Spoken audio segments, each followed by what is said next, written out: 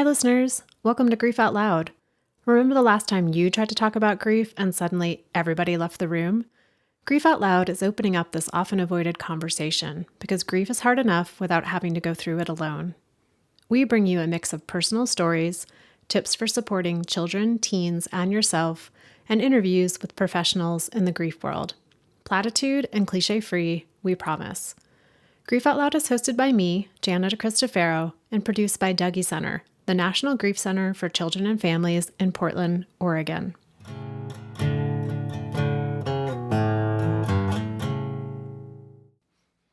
Today's guest will be familiar to some of you.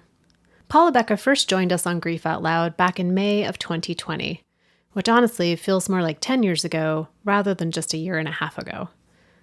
Back in episode 148, Paula talked about the wrongful death lawsuit she and her husband filed and won against the bus company who employed the driver who hit and killed her son Hunter as he was attempting to board the bus. Paula's back to talk about her newest book, A Little Book of Self-Care for Those Who Grieve. It's a book Paula wished she could find in those early days after Hunter died. A book filled with beautiful illustrations and short suggestions for how to care for yourself in the immediacy of grief. Reminders to breathe, to eat what you can, to drink water, to seek out comforting fabrics, to move, and more. When Hunter first died, Paula had the experience that so many in grief do. She couldn't concentrate at all. The thought of reading a whole page of text, never mind an entire book, seemed laughable. So she decided to write the book she most needed back then. Paula and I talk about what she remembers about those early days of grief, what helped her the most, and how her own grief has changed how she shows up for others who are now entering the world of grief. Paula, welcome back to Grief Out Loud. I'm excited for our second conversation for the show today. Thank you so much, Jenna. I'm really excited to talk with you today. And I know we're going to spend a lot of our time talking about your latest book called A Little Book of Self-Care for Those Who Grieve. And I'm curious, for those who are unfamiliar with your story and your background, can you tell us a little, what was your personal draw to writing this book? Sure, I would be glad to. So my backstory is that in June of 2017, my 25-year-old son Hunter was killed. Traumatically, he had been a passenger on a Greyhound bus, and the bus driver left early and ran over him, killed him. I was obviously thrown into an enormous amount of grief, and because I'm a writer and a reader, I reached for books to hopefully try to help me understand how to get through this grief as I look to books to help me get through everything in my life. And what I found is that there are quite a number of grief books, and there are some wonderful grief books. But for me, in the very, very early days of bereavement, I just did not have the attention span to get through more than, maybe a line or two at a time. I certainly felt that my eyes, which were, salty and dry and crusty and from crying, if I wasn't actually crying at that moment, I just couldn't. The pages hurt. It hurt to look at them, and I felt like I wished that there was a book that was more like, eventually, as I thought about it, I thought like a children's picture book that would be comforting, that would, have pictures and just a little bit of text on each page.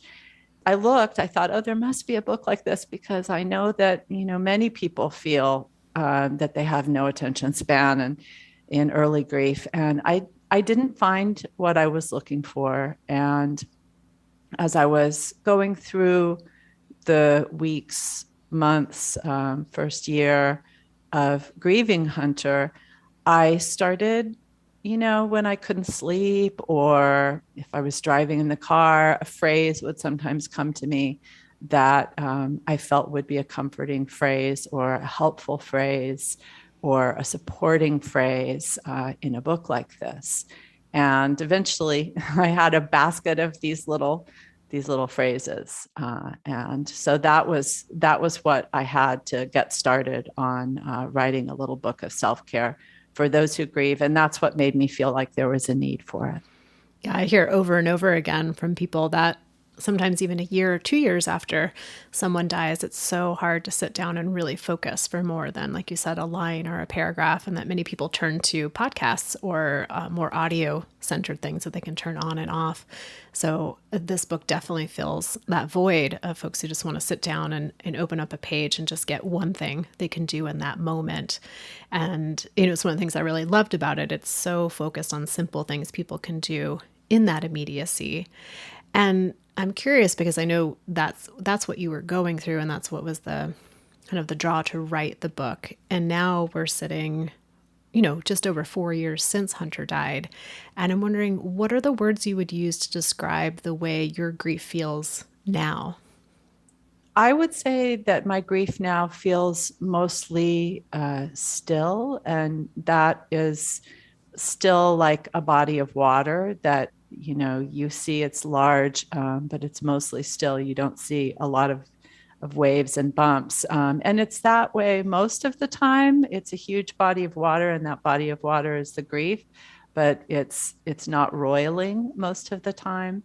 Although, as with many people's experience, all of a sudden, out of nowhere, sometimes with no reason that I can think of, there's a tsunami, or a big sea monster comes jumping out of that calm water. And sometimes it's things, it's times that you can anticipate. For me, coming up to anniversaries, like certainly coming up to the anniversary of his death, coming up to the anniversary of his birth, which of course was a very happy day for me.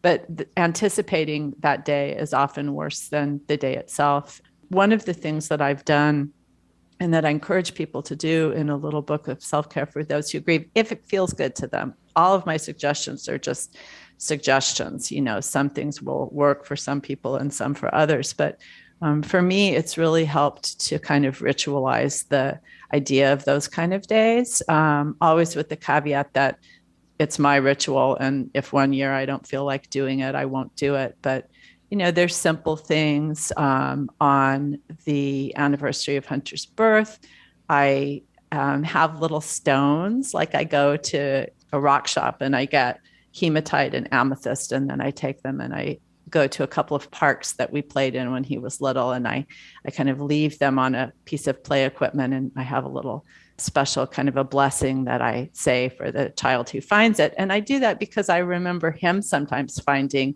a stone or a bead or something that someone had dropped in a park, and it was just always completely magical.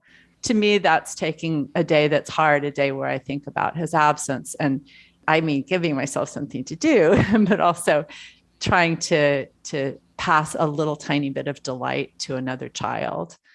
And then on the anniversary of his death, my husband and I have developed a kind of a practice of going to one of our wonderful independent bookstores here in Seattle and going to the children's department and picking 8 or 10 picture books. And we donate those to a literacy organization.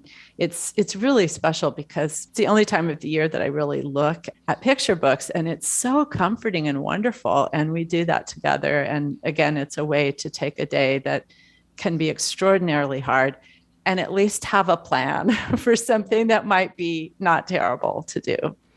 Well, and it's an amazing overlap or interplay of having a plan, so a structure that you could choose to engage with or not when the day actually arrives, but just knowing there's like kind of an insurance policy of what's going to come. And then to do something that really, honors the magic of childhood and times that you and Hunter spent together and things that, delight that he would find out in the world. I was really struck too when you said still, because I know you were talking about still water, but I also think about still here. This idea that grief is still with us, even if it does change shape and temperature and things like that. And absolutely, that's a very good a good point. And my understanding of grief, I don't ever expect to be finished grieving. Grief changes its engagement with you over time, and I'm sure subsequent bereavements will bring their own lessons. But the idea of it being still here, my grief will always still be here. And that's okay. I'm okay with that. So, for yourself, looking back, I know a lot of the suggestions that are in your book come from what you were experiencing in those early days, but could you share a little more of what kind of the first few days and weeks and months of grief felt like and how it affected you? Sure, absolutely. The very first thing looking back that I remember, I mean, of course, people were saying you're in shock, and I said I'm not in shock. I'm not in shock. And later I realized I absolutely was in shock. I did not belong behind the wheel of a car. I do remember having grief just well up when I was behind the wheel and having to pull over and thinking I shouldn't be driving and trying to do something about that. And also, I was just especially the first week after Hunter's death, I was so thirsty, and I would drink water and drink water, drink water. And I just did not quench my thirst. And I thought, what is wrong with me? And I finally called my naturopath. I described what had happened and why can't I quench my thirst? And she said, well, Paula, I think it's adrenaline, because when you're grieving, you're having a flight or fight reaction, where your adrenaline is just coursing through you. And so she said, put lemon juice in your water, and that will change the electrolytes, and that will help the water that you're drinking to quench your thirst. And I was like, okay, this is something concrete I can do. And I bought a bunch of lemons, and then, I had lemon juice in my water for months after that. And it actually did help. I was still really thirsty, but at least the water that I was drinking was quenching my thirst. And I had a lot of physical manifestations. Really, I still sometimes have them, but especially in the early weeks and months of my bereavement, I had this one spot in my back, like just felt like a baseball or something of stress. And I tried everything I could to roll it out. And finally, I was working with a really gifted massage therapist who's very kind of spiritual as well as being a massage therapist. And she said, that's just where your body is holding. It's especially holding grief right there. So that's like your grief knot. And once I knew that, I could sort of name it, and that it helped me to be able to sort of realize that that's what it was. And I think that realizing it helped my muscles to relax a little bit. And, I still get work on it, and I still sometimes will feel it and think, oh, my body is showing the grief through that grief knot. For me anyway, to have a name for it or to understand it instead of being confused by it is really helpful. So, as I was reading your book, there's these really tangible suggestions of put lemon in your water, so many reminders to breathe woven throughout. And as you were just talking now, I was having this idea that these suggestions, they don't fix the grief. They probably don't even lessen the grief, and that so much of what we say to people who are grieving, like you have to learn to sit with it. You have to be with your grief, to not avoid your grief or to not, run away from your grief, or all these things that we hear about that. And I'm always like, well, what does that actually mean to sit with the grief? That's kind of an abstract concept.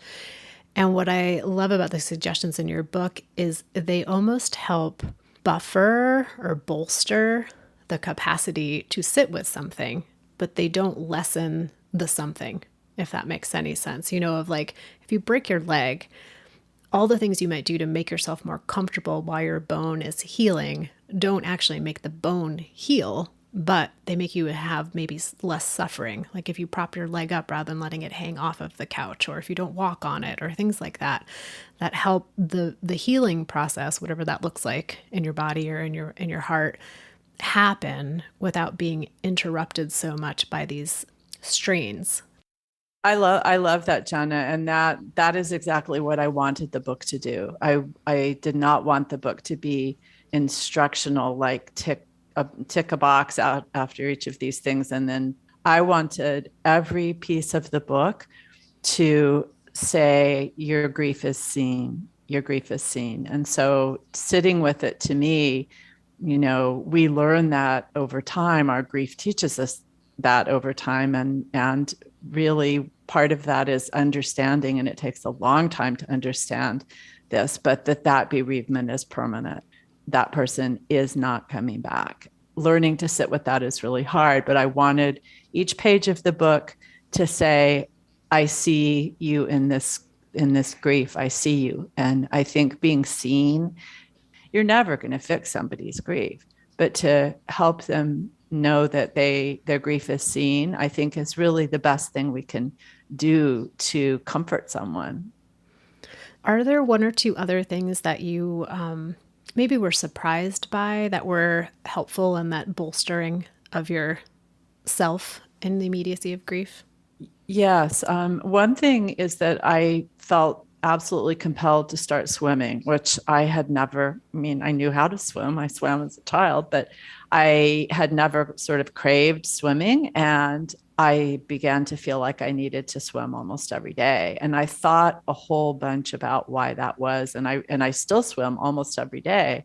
It was really hard during the height of lockdown because I bought a wetsuit and I had to swim in Lake Washington. It was really cold, really cold. So glad when the pool opened again. But I've thought a lot about that. And I think it has something to do with, and I'm sure someone has done research on this, but it's like a somatic nervous system kind of thing where the water pushes against your skin and you push against the water, and it's sort of, there's resistance, but you can do it. And somehow moving through the water successfully felt like a way to teach my body to move through grief. So, and another thing, this is really weird. I didn't put it in the book, but I want to say it because I think that it's really important to sort of pay attention to what feels like it might be helpful. Sometimes there are really weird things. Like I have curly hair, and for years and years and years and years and years, maybe 20 years, I did not own a hairbrush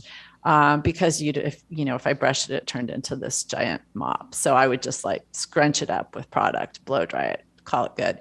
Somehow, about a year after Hunter was killed, I started having this craving to feel the feeling of brush bristles going across my scalp. And I was like, I don't know what that is. That's really weird. So I resisted it for a while. And then finally I was like, okay, self grief. You want a hairbrush? I'm going to go buy you a hairbrush. So I went, bought a hairbrush, came home, brushed my hair really hard, and it felt really, really good. And I don't know why my scalp needed to be touched in that way, but it did. And so I don't use the hairbrush every day, but sometimes I have that feeling you need to brush your hair, and it's really brushing my scalp. And I do that. And again, it's like, I don't know why my body needs that, but certainly not hurting anything, not hurting anybody. So I give myself that. And we can develop a practice of being kind to ourselves and listening to ourselves, giving ourselves what our body tells us we need on a daily, hourly, minute by minute time frame. And that is a really strong way to care for yourself in grief, is by listening to yourself. And I'm not saying that that's easy. There's so much else going on. And especially when you have other people in your life who are also grieving the loss, and maybe children or spouse. I mean, I don't mean to make this at all sound simple, because it is absolutely not. But I do still think we have responsibility for keeping the oxygen coming in and the carbon dioxide going out. And we have the responsibility to ask ourselves what we need and give ourselves that if that's a safe thing to have. This seems related to one of my other favorite messages in your book, which you invite people to let grief teach them. I wonder, for you, over these 4 years, what has grief taught you? That's a very good question. Grief is still teaching me. I think initially what grief taught me, and this felt like it happened really quickly, was how many other people were grieving. So I wasn't aware on a conscious level of how many other people were bereaved, and had always been bereaved and would be bereaved, because that's the state of being a human being. We love people and we lose people that we love, and that has always and will always happen. So really, right after Hunter's death, I just felt like all my metaphors are water metaphors. So I felt kind of this, tide just rise up and hold me, really as if I had lain back on a, body of water. Like they tell you, if you're swimming and you can't swim anymore, you're too tired, roll over on your back and float on your back. And I felt like I was floating on the grief of everybody in the world. And that might sound like that would pull you down. It didn't. For me, I felt like, oh my gosh, this is new for me, but this is not new for the world. And I have compatriots in this. I am not alone. So that was a big thing. And then as the years have gone by, I hope that my grief has taught me to be more compassionate and more compassionate in every moment, in every interaction, because when you're bereaved, it's like your skin is flayed off, and little things that, people do unthinkingly can just be excruciatingly painful and difficult to roll with. I just try to go into the world with the understanding that no matter where I go, there's going to be somebody I run into, or maybe a lot of people, even just someone I pass on the street who's grieving. And I just try to carry compassion for my interactions with people. I'm not always successful. I get cross about things too, but I try. That's what I try to do, is carry that kind of compassion into my interactions with everybody. And I credit my grief with teaching me that. What are some of your hopes for the book? Oh, I really, really hope that this book is a comfort to everybody who comes across it. I feel like the book is going to be given, and so it's going to be something that helps people who have someone who's bereaved and they don't know what to say to that person. It's going to give them something to put in that person's hands. And that's going to be part of the gift, is that they're going to be able to provide that comfort without maybe having the words themselves. I hope that the people who read the book will be able to use it in whatever they want. I could imagine someone, even angrily, like writing on the pages, I don't want to do this. That's good too. Or, really, writing their thoughts, using the blank space to journal how they're feeling that day, or just letting the pictures comfort them.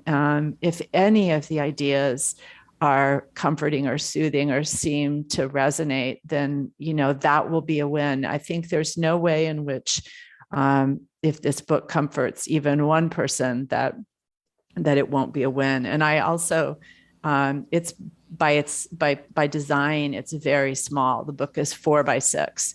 And the idea to me, I actually was thinking about when I was 7 years old, and I had a Skipper doll, and I like to take Skipper with me everywhere. And I wasn't supposed to take her to church with me, but I would stick her in my purse, and I would put my hand in and I would touch Skipper, and, there in my purse at church when I was 7. And I thought that a book like this could be kind of a touchstone, a talisman. Sometimes when we're grieving, there are certain things that help to tether us to this world. And, for me, that has been at, different times, like certain special jewelry that I associate with Hunter. But I also think that a book can be that tethering mechanism, and something that you can hold on to and take with you everywhere. So that's one thing that I hope the book is able to do. Well, I've certainly been carrying it around with me as I've been preparing for this interview, and the illustrations are beautiful, and it's just a very inviting book, and the weight of it feels good too, which I think, again, so much of what you've talked about with your own grief and the suggestions in the book are very body somatic centered, of the sensations of things that we can do to comfort our bodies and ourselves in our grief. And you went through your own grief with Hunter's death and were experiencing, the days and months and weeks after that. And then you wrote a book about it to sort of reflect upon that time period. And with those two things, how have you changed the way you show up for friends or family or community members when they are in that, sudden aftermath of having had someone die? Yes, I feel like first of all, I do show up with me. I would have probably before shown up with, a casserole or something, and I will still bring a casserole or, something physical that could be consumed if people were able to be consuming things. But I think that what I mostly do is is just try to be with people if they're ready to, when they're ready to, like to go on a walk or to talk about their person. I mean, and a lot of people who feel like they don't know what to do when someone is bereaved, feel like they can't talk about the person. Whereas if you talk to, and you talk to people in grief all the time, I would guess that almost everyone says they do want to talk about their person. I mean, and so I will talk with them as long as they want to about their person. And I also feel like one thing that I understand better, having been bereaved, is that like you don't want to have a whole bunch of time at a visit. Like a visit of 10 minutes can be fine, or maybe a half an hour walk around the block is fine. And that I also feel very much, and I try to make sure that anybody that I'm meeting up who's in grief knows this, that like if they decide that they're not up for it, just send me a text, because I think that people in grief should absolutely have 100% permission to, take their grief temperature and say, I am not feeling like being with somebody today, or even I'm not feeling like being with that person today. That's all fine. You don't have to tell that person that, but that you have 100% permission 5 minutes before the get together to say, I'm really sorry, I'm not up for it today. I know you love me, and let's do this another time. That's really, really important. How that allowance for recognizing that grief can change minute to minute, and then what we need in our grief can change minute to minute. Well, Paula, as we come to the end of our conversation today, for listeners who want to access the book or learn more about you or your work, some of your previous writings, like what's the best way for people to find you and the book? So you can find the book at any bookstore. You can, if your bookstore doesn't carry it right now, it can be ordered. All the independent bookstores, the chain bookstores, can get it on Amazon.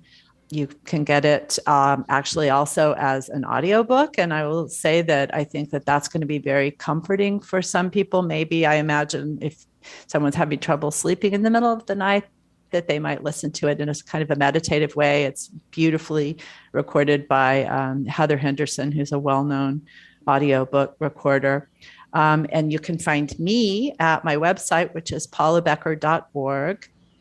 Well, listeners, I will put all those links in the show notes, as well as a link to the conversation Paula and I had right at the beginning of the pandemic about her grief, about Hunter, about the wrongful death lawsuit that was a part of that experience. So there's you can listen to more of Paula and I's conversation.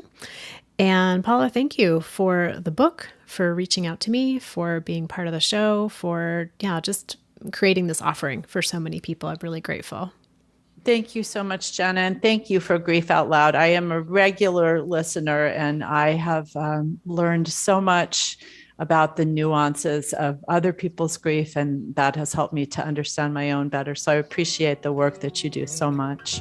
Oh, well, thank you. It's always gratifying to hear that the show is making a difference in listeners.